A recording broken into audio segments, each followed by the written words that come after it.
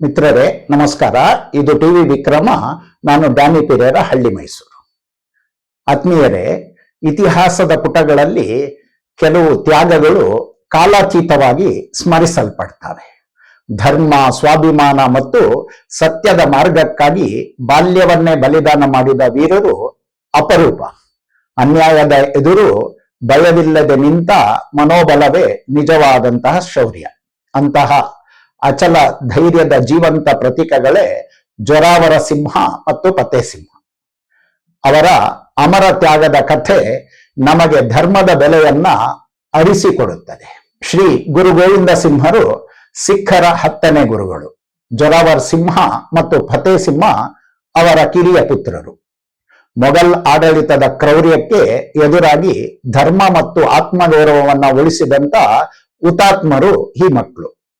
ಅಲ್ಪ ವಯಸ್ಸಿನಲ್ಲೇ ಇಸ್ಲಾಂ ಸ್ವೀಕರಿಸಲಿಕ್ಕೆ ನಿರಾಕರಿಸಿ ಧರ್ಮದ ಮೇಲಿನ ನಿಷ್ಠೆಯನ್ನ ದೃಢವಾಗಿ ತೋರಿಸಿದವರು.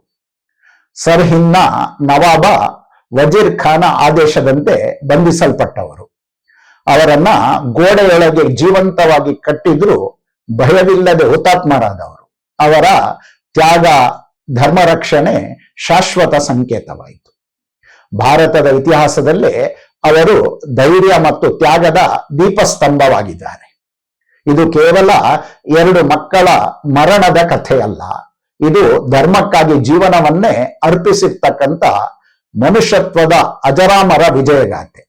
ಅದು ಕ್ರಿಸ್ತಶಕ 1705ರ ಮೊಘಲರ ಆಳ್ವಿಕೆ ಕಾಲ. ಆನಂದ್ಪುರ ಸಾಹಿಬ್ ಮುತ್ತಿಗೆಗೆ ಸಿಕ್ಕಿತು. ಮುಘಲ್ ಸೇನೆಯ ಅಟ್ಟಹಾಸ, ಮತಾಂಧತೆಯ ಹಸಿವು, ಮೇರೆ ಮೀರಿದಂತ ವರ್ತನೆ ಭಾರತವನ್ನ ಹೈರಾಣಾಗಿಸಿತು. ಧರ್ಮಕ್ಕಾಗಿ ಬದುಕಬೇಕು, ಧರ್ಮದ ರಕ್ಷಣೆಗಾಗಿ ಹೋರಾಡಬೇಕು. ಗುರು ಗೋವಿಂದ ಸಿಂಹರು ದೇಶ ಧರ್ಮದ ರಕ್ಷಣೆಗಾಗಿ ಟೊಂಕ ಕಟ್ಟಿದ್ರು. ಆ ಕಾರಣಕ್ಕೆ ಅವರು ಮತ್ತು ಅವರ ಕುಟುಂಬ ಯಾವುದೇ ತ್ಯಾಗಕ್ಕೆ ಸಿದ್ಧ ಇತ್ತು. ಅವರ ಇಡೀ ಪರಿವಾರ ನಿರ್ಭೀತವಾಗಿತ್ತು. ಆ ರಾತ್ರಿ ಕತ್ತಲಲ್ಲಿ ಗುರು ಗೋವಿಂದ ಸಿಂಹರು ತಮ್ಮ ಕುಟುಂಬದೊಂದಿಗೆ ಕಾಡು ಮೇಡು ಹಲೆದು ಹೊರಟಿದ್ರು.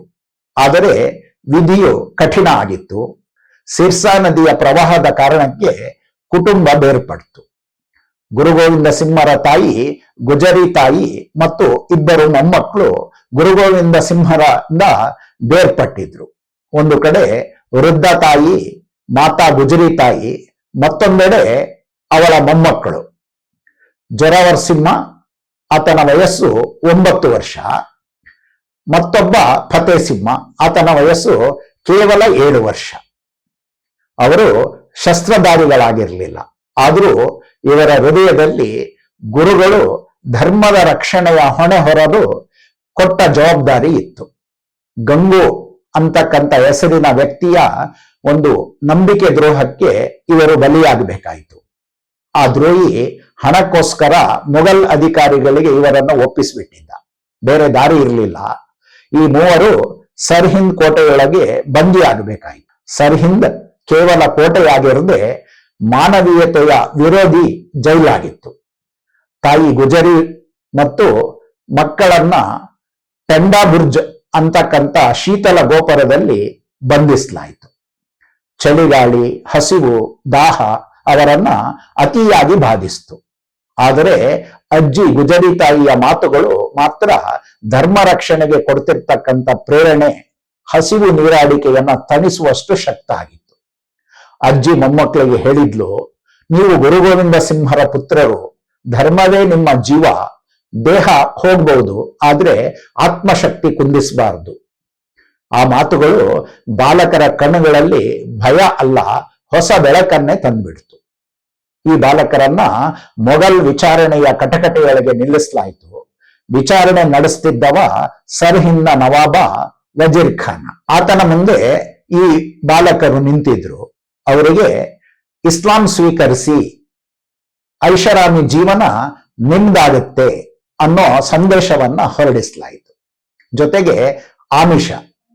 ಆ ಕ್ಷಣ ಮಕ್ಕಳ ಪ್ರತಿಕ್ರಿಯೆ ಏನಾಗಿರಬಹುದು ಅಂತ ಹೇಳಿ ಇಡೀ ನ್ಯಾಯಾಲಯ ಮೌನದಿಂದ ಆಲಿಸ್ತು. 9 ವರ್ಷದ ಜೋರಾವರ್ ಸಿಂಹ ಹೇಳ್ದ, ನೀವು ನಮ್ಮ ತಲೆ ಕತ್ತರಿಸಬಹುದು, ಆದ್ರೆ ನಾವು ಧರ್ಮ ಬದಲಾಯಿಸಲು ಸಾಧ್ಯ ಇಲ್ಲ. 7 ವರ್ಷದ ಪತೆಸಿಂಹ ಹೇಳ್ದ, ನಾವು ಗುರು ಗೋವಿಂದ ಸಿಂಹರ ಮಕ್ಕಳು, ಸತ್ಯವೇ ನಮ್ಮ ಉಸಿರು, ಪ್ರಾಣ ಬಿಟ್ಟೆವು, ಧರ್ಮ ಬಿಡೆವು. ಉತ್ತರ ಮಿಂಚುಗುಡುಗಿನ ಆರ್ಭಟದಂತಿತ್ತು. ಅದು ಕೇವಲ ಮಕ್ಕಳ ದನಿಯಾಗಿರಲಿಲ್ಲ, ಅದು ಶತಶತಮಾನಗಳ ಹಿಂದೂ ಪರಂಪರೆಯ ಆತ್ಮಸಾಕ್ಷಿಯ ಘೋಷಣೆ ಆಗಿತ್ತು. ನವಾಬ ವಜೀರ್ ಖಾನ ಕೋಪಗೊಂಡಿದ್ದ, ಅಸಹನೆಯಿಂದ ಕುದಿತ ತೀರ್ಪು ನೀಡಿದ. ಇವರನ್ನ ಜೀವಂತವಾಗಿ ಗೋಡೆಯೊಳಗೆ ಕಟ್ಟಿ ಹಾಕಿ, ಇವರ ಸುತ್ತ ಇಟ್ಟಿಗೆ ಗೋಡೆ ಕಟ್ಟಿ ಗಾರೆ ನೆತ್ತಿ. ತೀರ್ಪು ಜಾರಿಯಾಗಿತ್ತು. ಗಾರೆಯವರು ಜೋಡಿಸ್ತಿದ್ದಂತ ಇಟ್ಟಿಗೆಗಳೆದ್ದದ್ದು ಮೇಲೇರಿ ಬರ್ತಿದ್ವು. 1, 2, 3 ಪ್ರತಿ ಇಟ್ಟಿಗೆಯ ಜೊತೆಗೆ ಸಾವು ಸಮೀಪಿಸ್ತಿತ್ತು. ಕಾಲ ನಡುಕ್ತಿತ್ತು. ಆದರೆ ಆ ಬಾಲಕರ ಮುಖಗಳಲ್ಲಿ ಭಯದ ಛಾಯೆ ಲವಶೇಷವೂ ಕಾಣಲಿಲ್ಲ. ಅವರ ಕಂಠದಿಂದ ಹೊರಹೊಮ್ಮುತ್ತಿದ್ದುದು ಒಂದೇ ಒಂದು ಘೋಷಣೆ. ಅದು ವಾಹೆ ಗುರೂಜಿ ಕಾ ಖಾಲ್ಸಾ, ವಾಹೆ ಗುರೂಜಿ ಕಾ ಪತಃ. ಅದು ಸೂರ್ಯ ಮುಳುಗುತ್ತಿದ್ದ ಹೊತ್ತು. ಗಾರೆ ಕೆಲಸದವರು ಸರಸರನ ಕೆಲಸ ಮಾಡ್ತಿದ್ರು. ಗೋಡೆ ಮೇಲೇರ್ತಿತ್ತು. ನೋಡ್ತಿದ್ದ ಹಾಗೆ ಗೋಡೆ ಬಾಲಕರ ಕಿವಿ ಮಟ್ಟಕ್ಕೆ ಬಂದಿತ್ತು. ಅವರ ದೇಹ ಮುಚ್ಚಿತ್ತು. ಜೋರಾವರ್ ಸಿಂಹ ಕೊನೆಯ ಬಾರಿ ತನ್ನ ತಮ್ಮನಾಗಿರ್ತಕ್ಕಂಥ ಪತೆಸಿಂಹನ ಕಡೆ ನೋಡ್ದ. ಆತನ ಕಣ್ಣಲ್ಲಿ ನೀರು ತುಂಬಿತ್ತು. ಕಣ್ಣೀರನ್ನ ನೋಡಿ ಅವನು ಹೇಳ್ದ, ಅಣ್ಣ, ಇದೇನು ವೀರನಾದ ನಿನ್ನ ಕಣ್ಣಲ್ಲಿ ನೀರು, ಬಲಿದಾನಕ್ಕೆ ಹೆದರಿದ್ಯಾ? ತಮ್ಮನ ಮಾತು ಅಣ್ಣ ಜೋರಾವರ್ ಸಿಂಹನ ಎದೆಗೆ ಈಟಿಯಂತೆ ನಾಟಿತ್ತು. ಅವನು ನಗುತ್ತಾ, ತಮ್ಮ ಪತೆಸಿಂಹ, ಅಯ್ಯೋ ಪೆದ್ದ, ನಾನು ಸಾವಿಗೆ ಹೆದರೋಣ, ಸಾವೇ ನನಗೆ ಹೆದರುತ್ತಿದೆ. ಹಾಗಾಗಿ ಅದು ಮೊದಲು ನಿನ್ನ ಕಡೆ ಬರ್ತಿದೆ. ನನಗೆ ದುಃಖ ಅಂದ್ರೆ ಈ ಜಗತ್ತಿಗೆ ನಿನಗಿಂತ ಮೊದಲು ಬಂದವನು ನಾನು. ಆದ್ರೆ ನನಗಿಂತ ಮೊದಲು ನಿನಗೆ ಬಲಿದಾನ ಮಾಡುವ ಅವಕಾಶ ಸಿಕ್ತಲ್ಲ. ಅಣ್ಣನ ಈ ಮಾತು ಪತೆಸಿಂಹನ ದುಃಖ ಮರೆಸಿತ್ತು. ಇತ್ತ ಗೋಡೆ ಮೇಲೇರಿತ್ತು. ಬಾಲಕರಿಬ್ಬರು ತಮ್ಮ ಕಣ್ಣು ಮುಚ್ಚಿ ತಮ್ಮ ಆರಾಧ್ಯ ದೈವವನ್ನ ಸ್ಮರಿಸ್ಕೊಂಡ್ರು. ಗೋಡೆ ಆ ಹುಡುಗರ ತಲೆ ಮೇರಿ ನಿಂತಿತ್ತು. ಕೊನೆಗೆ ಗೋಡೆ ಆ ವೀರ ಬಾಲಕರನ್ನ ತಮ್ಮೊಳಗೆ ಸೇರಿಸ್ಕೊಂಡ್ಬಿಡ್ತು. ಸುತ್ತ ನಿಂತ ಜನ ಆ ಹುಡುಗರ ಅಪೂರ್ವ ಧರ್ಮನಿಷ್ಠೆ ನೋಡಿ ತಮ್ಮ ಹೇಡಿತನಕ್ಕೆ ತಾವೇ ಹಳೆದುಕೊಂಡ್ರು. ಕೆಲವು ಗಂಟೆಗಳ ನಂತರ ಗೋಡೆ ಉರುಳಿಸಲಾಯಿತು. ಉಸಿರು ಕಟ್ಟಿ ಮೂರ್ಛೆ ಹೋದಂತ ಆ ಹುಡುಗರನ್ನ ಮೊಘಲರ ಪಾಶಾವಿ ಶಾಸನದಂತೆ ಆ ಹುಡುಗರನ್ನ ಕತ್ತರಿಸಿ ಕೊಲ್ಲಾಯಿತು. ಇಷ್ಟಕ್ಕೆ ಈ ನಿರ್ದಯಿ ಮೊಘಲರ ಅಟ್ಟಹಾಸ ಕೊನೆಗೊಳ್ಳದೆ ಗುರು ಗೋವಿಂದರ ತಾಯಿಯನ್ನು ಮೊಮ್ಮಕ್ಕಳು ಬಲಿದಾನಗೊಂಡಿರ್ತಕ್ಕಂಥ ದಿನವೇ ಆ ಮುದುಕಿಯನ್ನ ಕೋಟೆಯ ಬುರುಜಿನಿಂದ ಕೆಳಕ್ಕೆ ತಳ್ಳಿ ಕೊಲ್ಲಲಾಯಿತು. ಮಿತ್ರರೇ, ಈ ರೀತಿ ಬಾಲಕರನ್ನ ನಿರ್ದಯವಾಗಿ ಕೊಂದಂತ ದಾಖಲೆ ಜಗತ್ತಿನ ಯಾವ ಇತಿಹಾಸದಲ್ಲೂ ಸಿಗಲ್ಲ. ಹಾಗೆಯೇ ಬಾಲಕರಿಬ್ಬರು ತೋರಿರ್ತಕ್ಕಂಥ ಧೈರ್ಯ, ಸಾಹಸ ಯಾವ ಕಥೆಯಲ್ಲೂ ನಮಗೆ ಕಾಣಸಿಗೋದಿಲ್ಲ. ಆದರೆ ದುರ್ದೈವ, ಆಗಿನ ಭಾರತೀಯರು ತಮ್ಮ ಕಣ್ಣೆದುರೇ ಈ ಕುಕೃತ್ಯ ನೋಡ್ತಾ ಅಸಹಾಯಕರಂತೆ ನಿಂತಿದ್ರು.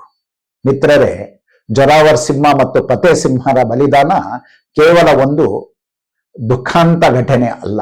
ಅದು ಧರ್ಮ, ಆತ್ಮಗೌರವ ಮತ್ತು ಸತ್ಯಕ್ಕಾಗಿ ಜೀವವನ್ನೇ ಅರ್ಪಿಸಿದಂತ ಮಹಾ ಸಂಕಲ್ಪದ ಘೋಷಣೆ. ಅಲ್ಪ ವಯಸ್ಸಿನಲ್ಲೇ ಅವರು ತೋರಿರ್ತಕ್ಕಂಥ ಧೈರ್ಯ ಯುಗ ಯುಗಾಂತರಗಳಿಗೂ ಮಾನವತೆಗೆ ಮಾರ್ಗದೀಪ ಆಗಿದೆ. ಅನ್ಯಾಯದ ಎದುರು ಮೌನವಾಗಬಾರದು ಅನ್ನೋ ಪಾಠವನ್ನ ಅವರ ಅಮರತ್ವ ನಮಗೆ ನಿರಂತರವಾಗಿ ನೆನಪಿಸುತ್ತೆ.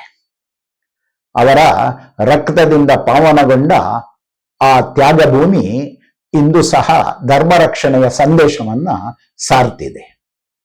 ಇತಿಹಾಸದಲ್ಲಿ ಅವರು ಕೇವಲ ಬಾಲಕರು ಅಲ್ಲ, ಧೈರ್ಯದ ಅಮರ ಪ್ರತೀಕಗಳು, ತ್ಯಾಗದ ಶಾಶ್ವತ ಪ್ರೇರಣೆ ಅಂತ ಹೇಳ್ತಾ ಈ ಸಂಚಿಕೆಯನ್ನ ಮುಗಿಸ್ತಾ ಇದ್ದೇನೆ. ಮುಂದೆ ಮತ್ತೊಂದು ವಿಷಯದೊಂದಿಗೆ ಮತ್ತೆ ಭೇಟಿಯಾಗೋಣ. ಅಲ್ಲಿವರೆಗೆ ನಮಸ್ಕಾರ. ವಂದೇ ಮಾತರಂ. ಟಿವಿ ವಿಕ್ರಮ, ದೇಶ ನಿಮ್ಮ ಕೈಯಲ್ಲಿ. ಈ ಕಾರ್ಯಕ್ರಮ ನಿಮಗೆ ಇಷ್ಟ ಆಗಿದ್ದಲ್ಲಿ ಲೈಕ್, ಶೇರ್ ಹಾಗೂ ಕಮೆಂಟ್ ಮಾಡಿ. ಟಿವಿ ವಿಕ್ರಮದ ಕಾರ್ಯಕ್ರಮಗಳನ್ನು ನಿರಂತರವಾಗಿ ವೀಕ್ಷಿಸಲು ಸಬ್ಸ್ಕ್ರೈಬ್ ಮಾಡಿ, ಬೆಲ್ ಐಕನ್ ಒತ್ತಿ.